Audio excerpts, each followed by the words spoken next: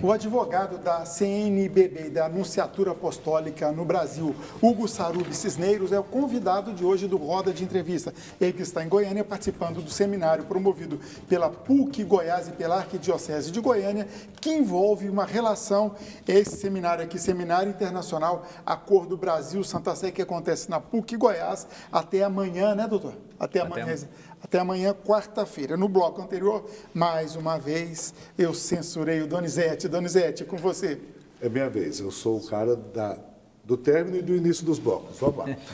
Doutor Hugo, a questão, muitas das vezes, como o senhor mencionava ainda há pouco, é sobre a questão da responsabilidade civil individual do indivíduo, mesmo sendo religioso ou qualquer outro profissional, que cometa um crime desse. Mas muitas pessoas, muitas famílias buscam, às vezes, envolver a Santa Sé, buscando, talvez, uma recompensa pecuniária, ou seja, uma indenização por isso, pelo ato individual desse indivíduo, que seja padre, que seja engenheiro, ou qual a profissão que tiver.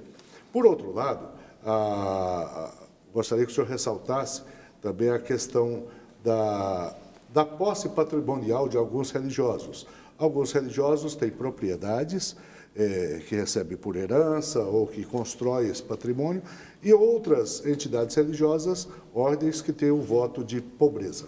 Deixa eu só complementar essa questão de enriquecimento. Teve uma pessoa aqui que parabenizou o programa, muito esclarecedor e etc.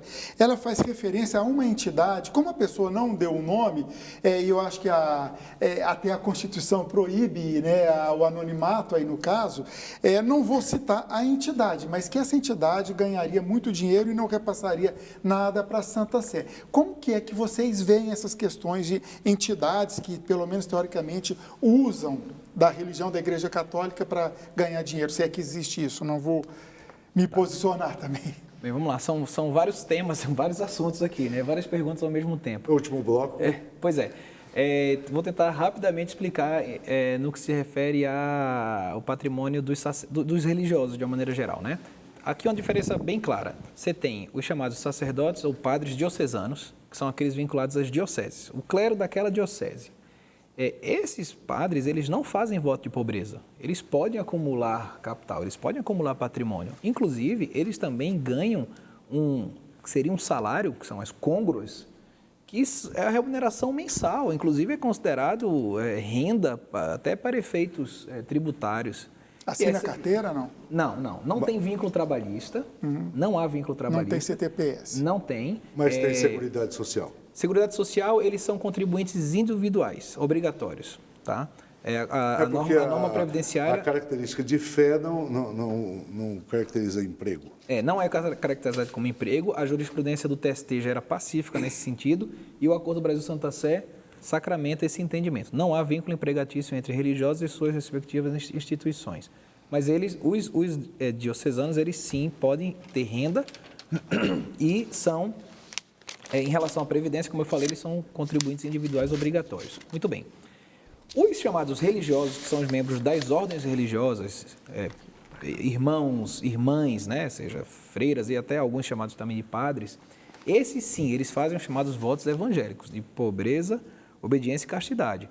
Especificamente em relação à pobreza, aí sim, essas pessoas não podem acumular patrimônio, tudo que eles recebem, inclusive eventualmente uma herança, precisa ser convertido em favor da instituição, até mesmo porque eles vivem em comunidade, e é aquilo ali que os sustenta na prática. E na grande maioria dos casos, eles também não recebem as chamadas côngruas, não tem salário. Então, esse é o primeiro ponto que eu queria deixar claro.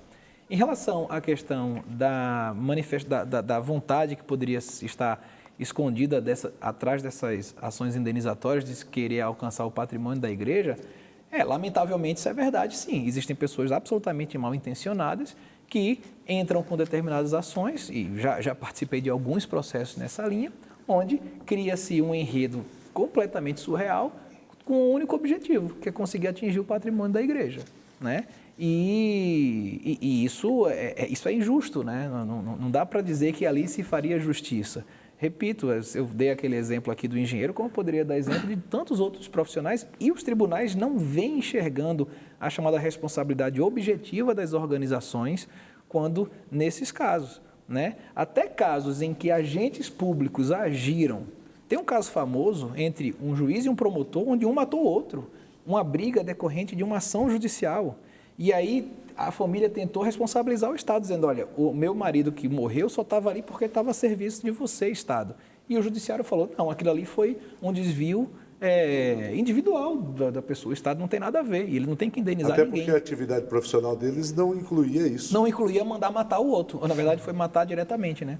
Bem, em relação à questão do acúmulo de patrimônio por determinadas organizações, veja, a igreja, ela, muitas vezes, ela se manifesta na sociedade civil por meio de entidades que não são propriamente organizações religiosas, são associações. Com CNPJ e tudo. Com CNPJ, com tudo, associações civis.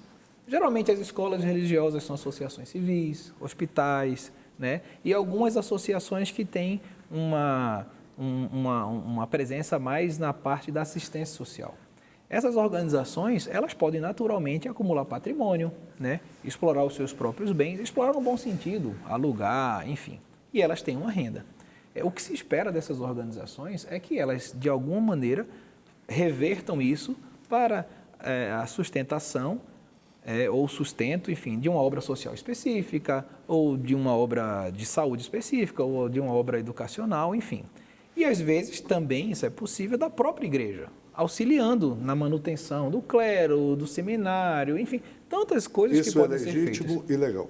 Absolutamente legítimo, absolutamente legal. Logicamente, você tem que ter um certo cuidado para isso não denotar doação pura, distribuição gratuita de patrimônio, porque tem o Código Tributário lá, artigo 14, que proíbe isso. Mas você cria, né, não simulando, mas pela realidade dos fatos, parcerias entre essas instituições para poder permitir esse trânsito de ativos financeiros entre umas e outras. É isso que se espera. E o meu testemunho de quem está assim, na linha de frente é que isso ocorre. Né? Isso ocorre. De novo, tem muita lenda urbana, quem conta um conto aumenta um ponto, mas assim, em geral, essas coisas são honradas. Doutor Hugo, na sua atuação enquanto advogado, tanto da Anunciatura como da CNBB e também de dioceses, o senhor percebe que há uma deficiência na formação do clero, tanto para o direito civil como para o direito canônico, direito eclesiástico? Por exemplo, talvez um padre que ainda pense que estamos no padroado e que a igreja tem todo um espaço, um poder na sociedade que já não existe mais. E o que está sendo feito, talvez, para melhorar a formação do clero nesse sentido? Respondendo objetivamente, sim, há uma deficiência grave e séria na formação do clero, especificamente em relação a questões atinentes à administração, direito, questão patrimonial, questão contábil. Evidente, um padre recém-saído do seminário, ele não sai de lá com diploma de bacharel em direito, administrador, contador, ele não. Mas ele precisa ter uma noção muito boa, diga-se de passagem, porque ele ganha de presente, na maioria das vezes, uma paróquia para administrar. Não é fácil. A própria norma, inclusive a canônica especificamente, prevê que ele constitua os seus respectivos conselhos. Mas aquela pessoa tem que ter um mínimo de informação sobre aquilo que ele pode fazer, até pode pedir, até mesmo para poder formar bons conselhos, contar com bons assessores. Então, isso é uma realidade. O que se está se fazendo em relação a isso? Há um movimento muito grande dentro da igreja em relação a isso. São diversos eventos. Esse evento que acontece agora em Goiânia é um deles. O Acordo Brasil Santa Sé, ele é um bom mote, né? Ele é uma boa razão para se reunir, mas quando quem está lá vê que as discussões vão muito além do acordo. Se trata muito sobre essas questões, contabilidade, patrimônio, direito, fala-se sobre as teses jurídicas que hoje são oportunidades ou não, né? Barcas furadas que às vezes as pessoas terminam entrando. Então, esses eventos eles têm se multiplicado. Eu falo isso de testemunho porque eu estou viajando muito, né, pelo país, justamente promovendo esse tipo de encontro. E voltando um pouquinho, vamos dizer, no aspecto mais macro, o senhor trabalha também com a Anunciatura Apostólica, que é, vamos dizer assim, a embaixada do Vaticano, a gente poderia dizer assim, né, aqui no Brasil. Como é que está hoje a relação diplomática entre a Santa Sé, indo além do acordo, indo além desses aspectos, mas a gente vê hoje uma predominância, por exemplo, muito grande no governo federal, um viés muito ocupado pelos evangélicos. Terrivelmente evangélico. Isso, exatamente.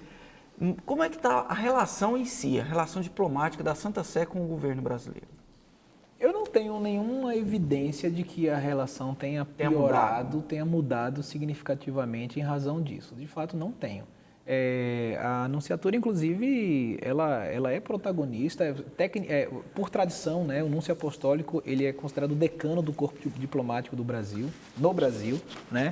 Isso é uma tradição, né, que se formou na sociedade, na comunidade da diplomacia brasileira. Então, necessariamente, o núncio apostólico é uma pessoa que goza de um prestígio natural, né? A participação, a interação com o próprio Ministério das Relações Exteriores, não consigo identificar nada que possa denotar mudança significativa, nem para mais nem para menos, sinceramente. Não. Então essa relação continua estável? Claro, continua e precisa continuar. O que não ocorre, por exemplo, com a Embaixada da França ou com a Embaixada da Palestina. Doutor Hugo, rapidinho, só para esclarecer, já que se discute tanta ideologia partidária, de gênero e etc., a Igreja Católica da CNBB também tem a esquerda, direita e centro? A tradição família e propriedade, por exemplo, ainda existe? Não, com um movimento e a como de teologia outrora, da libertação de outro lado? Também. Pois é. Eu acredito que como outrora, mas não. Evidentemente que, até falei isso já antes, né? Existem determinadas pessoas que têm uma tendência natural de dar mais importância a questões litúrgicas, outras à questão social. Nós temos uma doutrina social da igreja hoje muito presente, muito forte, né? Ocupando um espaço que antes era ocupado por outro tipo de abordagem, né? Hoje é muito em voga, desde a época do Papa João XXIII, a questão do método do ver, julgar e agir, hoje muito presente na igreja.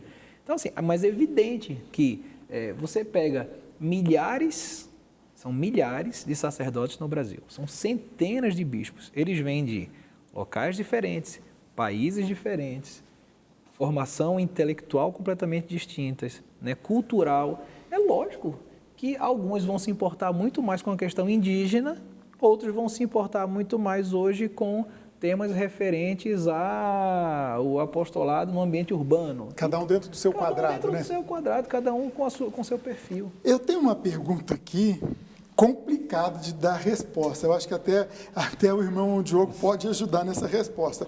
É o Paulo de Formosa. Quando Jesus voltar, para quem vai ficar o patrimônio da Igreja Católica? Dá para responder isso? Eu não tenho como responder isso, não. Bom, a própria palavra fala que no céu as coisas não são dessa forma, né? Então, vai ficar aqui e vai apodrecer, porque no reino de Deus não tem valores, não tem isso aí. Não precisa de disso. toneladas de alimentos. Isso são questões desta instância, deste mundo. Desta dimensão, se preferir falar assim, né? Veja, talvez Pois não. a igreja é uma entidade privada. E humana. Humana. Ela é uma pessoa jurídica de direito privado. No Brasil, ela não é de direito público, ela não é uma autarquia, ela é uma organização, uma entidade de direito privado. Então, ela é detentora de patrimônio, como qualquer organização. Mas não tem privada. dono.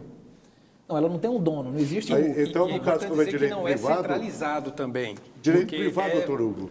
O Ministério Público, então, agiu assodadamente lá em Formosa? Eu particularmente, assim, eu tenho seríssimas restrições à forma pela qual o Ministério Público se sentiu legitimado para agir naquele caso. Sinceramente, O tenho. Ministério Público tem se legitimado, né?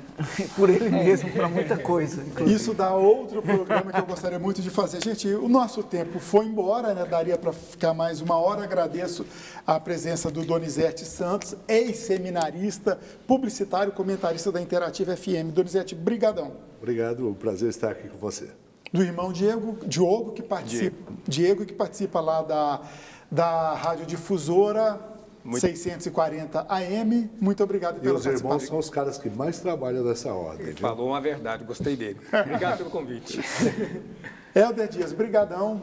Mais uma Eu que vez está aqui com a agradeço gente. estar com vocês aqui e aprender um pouco mais sobre esse mundo que é meu também, porque eu sou católico, né? E apesar de estar um pouco, já trabalhei na Cúria também, lá, inclusive com o irmão Diego, um tempo bom. E agradeço o aprendizado de hoje. Sábado a gente se encontra no Serra Dourada, Ixi. Palmeiras e Goiás. De lados opostos. De lados opostos. E agradeço a participação do Hugo Sarubi Cisneros, advogado da CNBB, da Anunciatura Apostólica, principalmente pela gentileza, ele que mora em Brasília, abriu espaço, a noite livre dele aqui para estar com a gente. Muito obrigado. Eu agradeço pelo convite, me coloco à disposição para outras oportunidades. O tema é muito amplo, muito rico e controverso, evidentemente. Bom, eu termino mandando um abraço para Antônia Assis Santos, ela que é nossa telespectadora. Quem pensa que não existe carta ainda, olha o tamanhozão da carta, ela que está sempre com a gente aqui, mandou algumas informações, etc. Agradeço a você e a todos que nos assistem. Voltamos na semana que vem. Até lá.